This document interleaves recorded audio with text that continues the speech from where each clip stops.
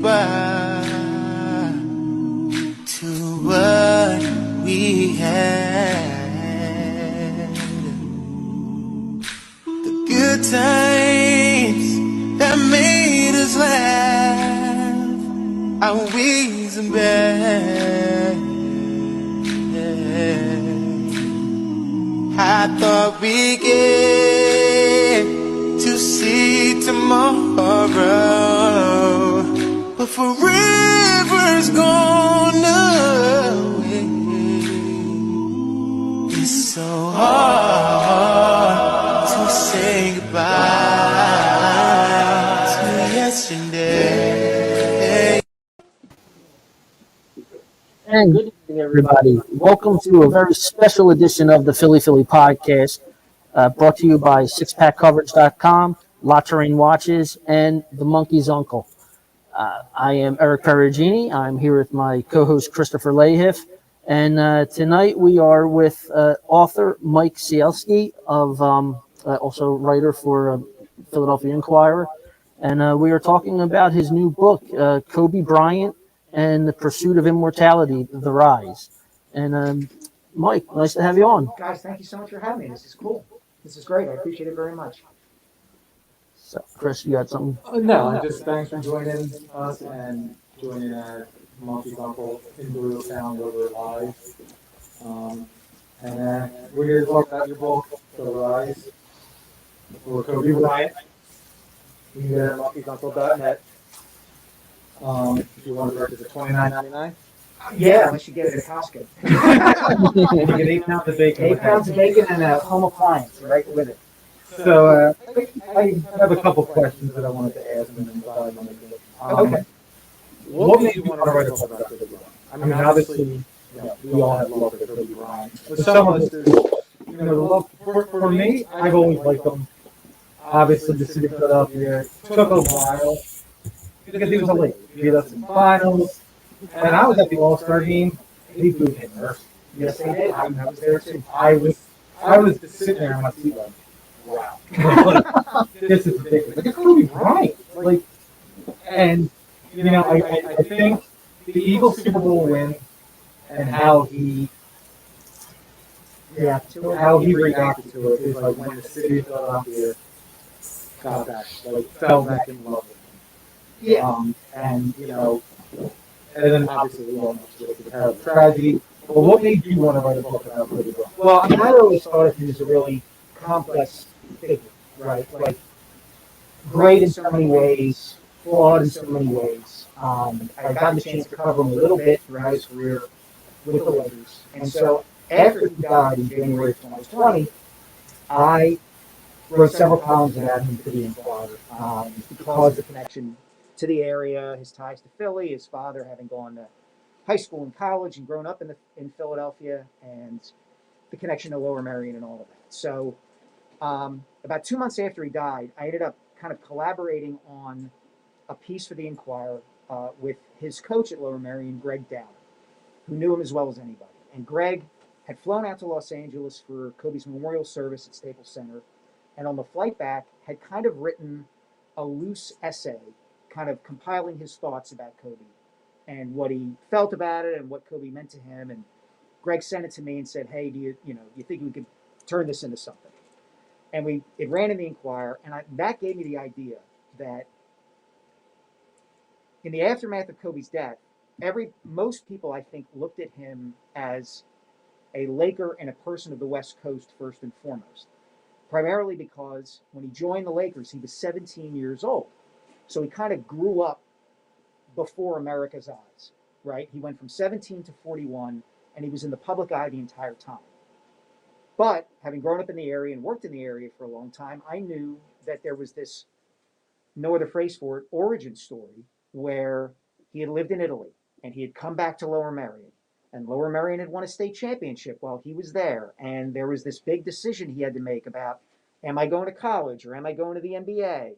And oh my gosh, he took Brandy to the senior prom. And there was all this stuff around him that had happened before he ever got to Los Angeles and Shaquille O'Neal and 5 championships and some of the darker stuff, which we can talk about if you want to. But I just thought that's a story that's worth telling, that I think a lot of people in our area probably know, but that around the country and around the world they may not know as well. Okay. Um, so it's funny. You bring up Brandy. I got a funny story. So 1996, everyone knew who Kobe Bryant was. I didn't. I played basketball, like street basketball, and I was down in Cheltenham and Lower Merion, like me and my friends. We went around just playing basketball. And I show up. It's like April. Sun's nice, so we go out. We play a pickup basketball game. Well, there's this kid dunking, like dunking, and I'm like, I'm not. He's not dunking on me. Like, so we're leaving. So we left. And yeah, guy, you clear view of his face. Like you said, next month. I'm like, that guy was dunking down in of course. I'm like, why'd you take him Brandy to prom? Like, what is going on? And then obviously he gets drafted by Charlotte. It's traded on draft night, and it's the story, like you said, the origin as and I get into that in the book. I can answer your question as to why he took Brandy to the prom if you read the rise. But that's kind of the first. Those are the steps he's taking towards celebrity at that time, right? Like, it was a big freaking deal, that prom in the spring of 1996. All the local TV networks covered that night, and I mean, imagine taking Beyonce to your prom. That was the equivalent of what he did with Brandy. And it was an indication of kind of what was to come for him, that he was going to head to the West Coast and become this very famous kind of celebrity / lightning rod. No, you're absolutely right. Like, Brandy was huge in the 90s. Like you said, it's like taking Beyonce or Rihanna or whatever. Yeah. I would take Beyonce, but we all have our preferences. I wasn't a Leia girl. I was a fan of a Leia. So, you have anything, Eric, you want to bring up? No, actually, I don't really. To be honest with you, All I right. was letting you take the lead on this one. So like, obviously, Kobe's death, like, for me and my friends, it hit us hard because we watched him, like, we growing up with him. Yes. So it was like, it was a gut punch, and it was just like, this isn't real. Like, no, this did not happen. Yeah, and I think there's another layer to that too, which is that, and I actually draw this comparison in the book, which is that Kobe had traveled this kind of redemptive, he had redeemed himself, quote unquote. Okay, he had been at the highest heights, winning championships with the Lakers, being a basketball superstar. He had fallen off of that perch from his own doing, whether you're talking about the conflicts with Shaquille O'Neal and Phil Jackson, whether you're talking about the sexual assault charges in Aurora, Colorado. His star had dimmed, significantly. And he came back out of that and won a couple more championships and seemed to soften as he got older. And he became a girl dad, and he won an Oscar, and he was into storytelling, and he became this kind of guy who other NBA players and basketball players, or of any level, looked to as a sage and somebody who would give advice. And I have the Mamba mentality, and you can have it too. And we, as a society, love that kind of story. We love a redemption story like that. And I think when he died, a lot of people were saddened by the fact that they looked at Kobe as ascending again in his life. And the helicopter crash cut that short. And so we're not going to find out what else is he going to do with the rest of his life. What is Gianna, his daughter, going to do with her life? Because, here is this smiling, glowing, beautiful girl who loved basketball like her dad. And she is gone too. And so, I think it's not just that a famous person died. There was something else going on there, I think. Yeah, I mean, like you said, he was a girl dad, and I'm a girl dad, and so you just sit there and you look at, and you saw how he was. Like, one of the famous last pictures is him in the Eagles hat and the orange hoodie with his daughter on the Lakers sideline. Like, and it just gets you every time because in that, like, again, you know the origins, but you know how it ends, and it's not a good story. Yeah. So, and then Kobe growing up, we saw him. He struggled his first year with the Lakers, but you could see, like, in my eyes, like, watching it from being, a 19-year-old kid and watching this this guy win 3 straight championships, beat my Sixers, and you hated him. Yeah. And the only reason you hated him was because he was a Laker. You didn't hate him for any other reason. I disagree. I think there are two additional reasons why people in Philadelphia hated Kobe. Number one, technically, he wasn't from Philadelphia. Correct. And he couldn't wait to get out of here. I think there's a perception that people looked at him and thought, he thinks he's too good for us. He's bigger than Philly. And if you're from Philadelphia, you hate that attitude. Right. You absolutely hate it. The second thing is, he would have been a god if he played for the Sixers. He would have been the most popular basketball player in the history of Philadelphia if he had played here.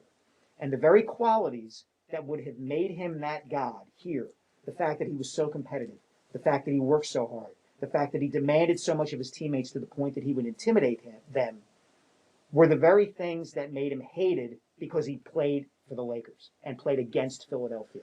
It was like your own worst enemy. Yeah. Now, wasn't there rumors that his agent called the Sixers and said draft him? That never happened. Okay, because that was the rumor. That never happened. What actually happened is his agent, Arn Tellem, and Jerry West, who was the famous player for the Lakers and their general manager, were kind of conspiring behind the scenes to arrange so that Kobe would end up with the Lakers. And there were some major machinations that had to take place. Look, the Sixers thought about taking Kobe. They had the number 1 pick in the '96 draft, but they had their sights set on Allen Iverson. What did happen is one of Kobe's coaches at Lower Merion called the Sixers the day before the draft and said, and got Brad Greenberg, the Sixers general manager, on the phone and said, if you don't take Kobe Bryant, it'll be the biggest mistake you ever made. That's what it was. It was his coach. Yeah. But no, they did not. There was no agent lobbying. Okay. They wanted him in LA. Okay. So do you think in your opinion, do you think if you got drafted by the Sixers, you would have got traded like you did with Charlotte? No, I don't think so. No. If the Sixers had decided at the last minute to take Kobe Bryant with the number 1 overall pick in the draft, Kobe would have been a Sixer because he would have been the number 1 overall pick in the draft. And that would have overcome or overshot any other desires he might have had. He was the first pick. And so I think he would have stayed and played. And like I said, you could tell he never settled for anything less. He was always, he wanted to be perfect. Yeah, certainly when it came to basketball, that's 100% true. And then obviously we know, well, we see it, but the friendship between him and Michael Jordan. Yes. Like, is that in the book? Like, it is. Okay. Their first meeting is in the book. One of the cool parts about doing the research for the book was that I got my hands on about 20 microcassette tapes with about 6 hours of interviews with Kobe that nobody had ever heard before. He and a confidant and friend of his, Jeremy Treatman, had tried to collaborate on a book when Kobe was making the transition from high school to the NBA. They were going to call the book My Freshman Year in the NBA. And it was going to be Kobe's memoir at that time. And they couldn't find a publisher. The timing was bad. It just didn't work out. So Jeremy took these tapes and he threw them in a box and threw them in his garage for 25 years and forgot about them. He didn't even know where they were. Fast forward to me getting the idea to do the book. Jeremy and I have known each other for a quarter century. I talked to him for the book. He points me in the right directions, et cetera, et cetera. 3 days before Christmas, December 22nd, 2020, I get a phone call. It's Jeremy. He's cleaning out the garage in his townhouse in Manayunk because he's moving to Boca Raton, Florida. And he says, Mike, I found the tapes. So the next morning, I threw this sucker on, or at least something like it, and drove from Doylestown to Manayunk, and he handed me a giant Ziploc bag full of these microcassette tapes. And I spent the next month and a half listening to them. And on those tapes are Kobe talking about his parents and his close relationship with them.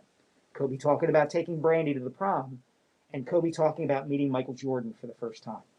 Before a Sixers-Bulls game in 1996, Kobe comes in the visiting locker room. Jordan's got the gaggle of media around him, similar to what you see here, probably about 20 people.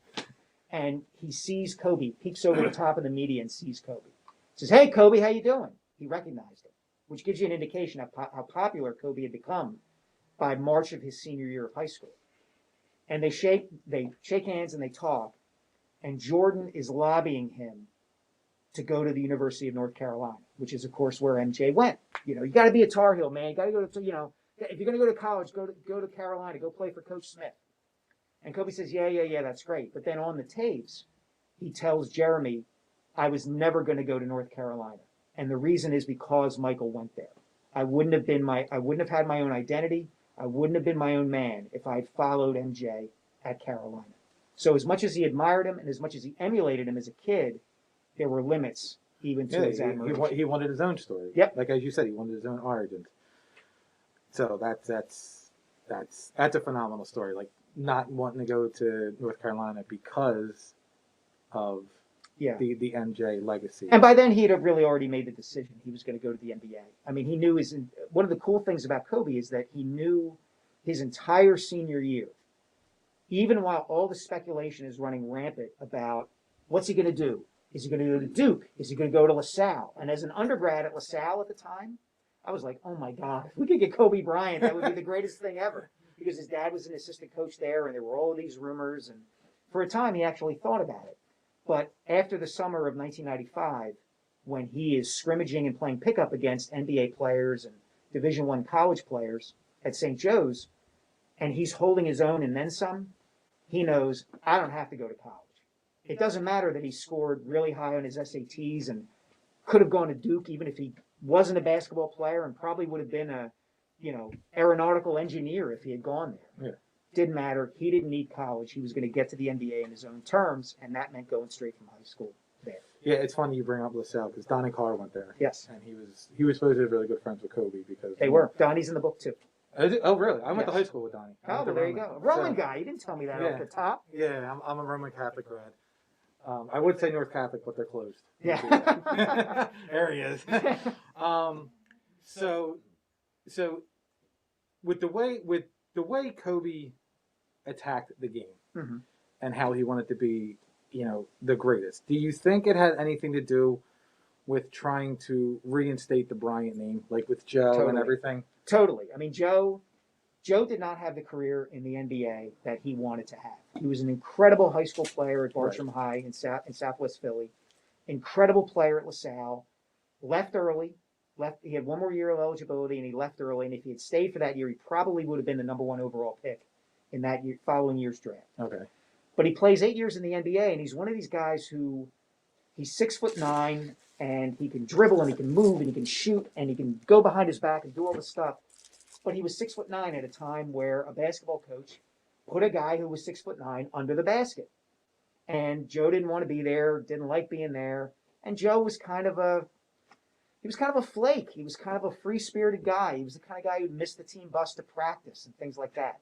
So Kobe saw that, and he heard Joe complain about that and kind of feel regret. Like, I should have been better than I was. I should have gotten a shot. I had to go to Italy to achieve everything I wanted to achieve and to be the player I wanted to be. And that was a big motivating factor for Kobe when he was young, that he was going to restore the Bryant name to royalty in basketball. And so that was part of what motivated him to work so hard. Now, the other part of that was his mother is really where the Mamba mentality comes from. She was the head of the household, very strong woman, Pam Bryant, raised devoutly Catholic, disciplined her kids when it came to academics and their behavior and being polite. And, hey, you got to sit here and you can't play ball until you do your homework and things like that. But what she and Joe had in common when it came to Kobe was they indulged him when it came to basketball. They just said, you do what you're going to do. We will support you. You can tell you can come to practice when Joe's in Italy and dribble the ball around while his Italian professional team is practicing. And when the Italian head coach says, Kobe, do you mind not dribbling? And you say, pardon my language, F you. I was going to say the word, but I saw we have some young ears. Yes. Very deep. Yeah.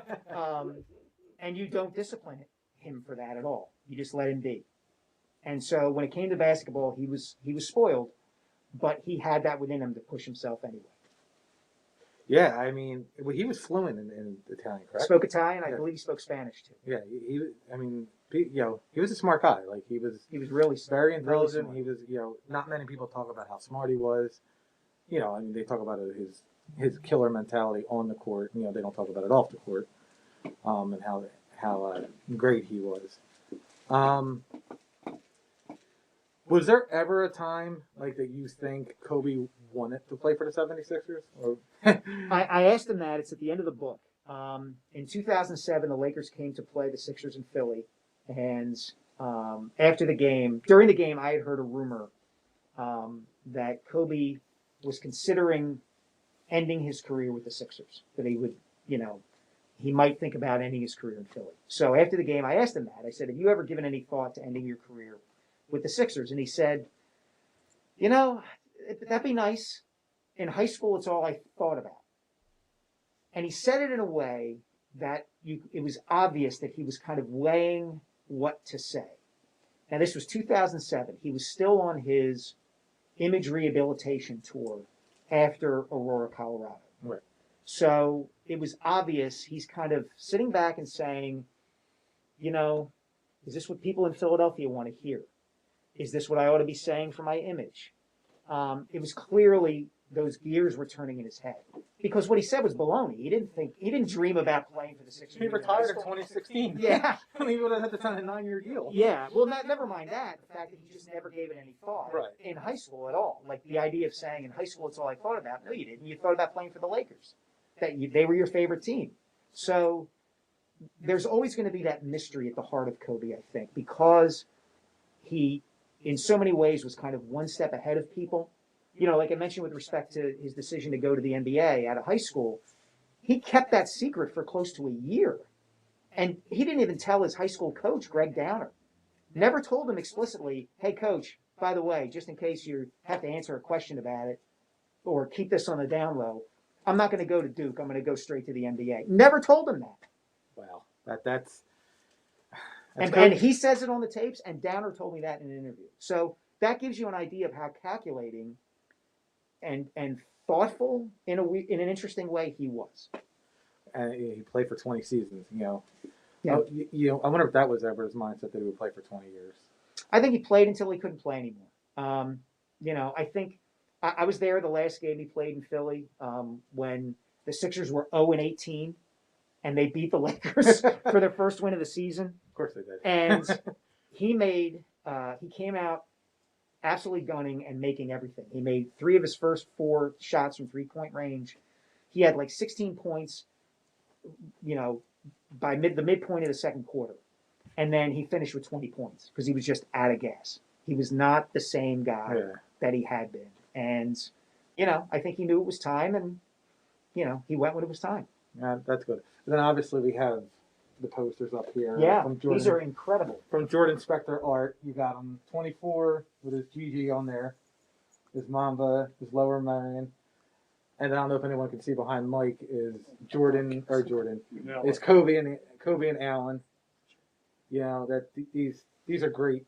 These are great. He just painted these in 2021. Like this is you got the MVP right there. You got the snake. Look, the detail on these it's remarkable. Yeah. Even the sneakers. Yeah. And I remember I used to work at Modell's and I sold them and I sold Kobe Bryant's first sneakers, which looked like moon boots. I don't know if anyone ever remembers.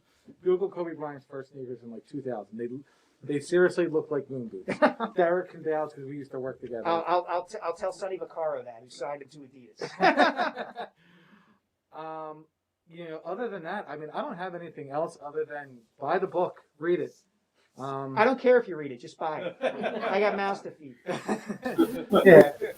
buy the book, read it. I have my copy.